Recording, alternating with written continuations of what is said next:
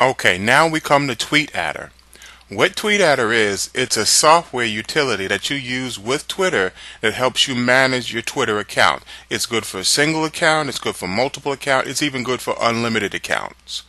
Now, the great thing about TweetAdder is it basically automates 99% of everything you do. But hold on for a second.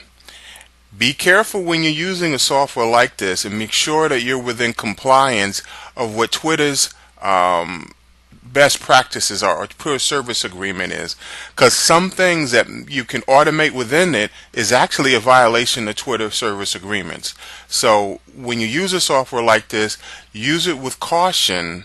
Okay, reason being is you want to make sure you look at the Twitter best practices. So anything that you can do within this software, make sure you do it so that it at the very least emulates a real human being doing it, so that the Twitter police don't catch you with that. With that in mind, I tried several. I probably tried about half a dozen different automated Twitter softwares. Okay, this one by far stands out above the rest. Now, granted, it's a little more expensive than most of them, but rightly so. Now, this is all the plus side of it. Now, there is a negative side of it.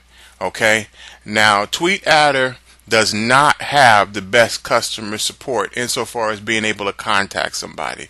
You can send an email to them, or whoever it is, the program on there, and you might get a response back. You might not. Most of the time I've always gotten a response back. So I'm happy with that. But at some times when I send in for a response, I don't always get a response back in regards to that. So that's something to keep in mind. All in all, it's a good piece of software. Oh, one other thing too, depending on what operating system, it can tend to crash on you. And there's one thing that you need to watch out for that as well. If the software does crash, goes through a bad patch, be careful about running it again and getting your tweets going. And when I'm saying and getting your tweets going, there's one little feature in there where you can make it go recurring tweets. Well, if you've got a large number of Twitter followers and it crashes a couple of times, like suggesting you restart it, well, it's going to restart from those tweets that you've already done. And if you know Twitter's policy, you can't retweet the same tweet over again within a 24-hour period. So you want to make sure you don't use recurring. Let the tweets go, let them run out. If the software crashes in the middle of it, that's fine because it's already tweeted out. Okay, so you're okay. And then just take the time to go back into your ground and reload some Twitter accounts, some tweets. Okay, that's just one of the things. Like I said, the main thing you want to do is when you're using Twitter, look at Twitter service policy, the best use policy. You know, you can find it on their website, and just stay within that, and you'll be fine with it.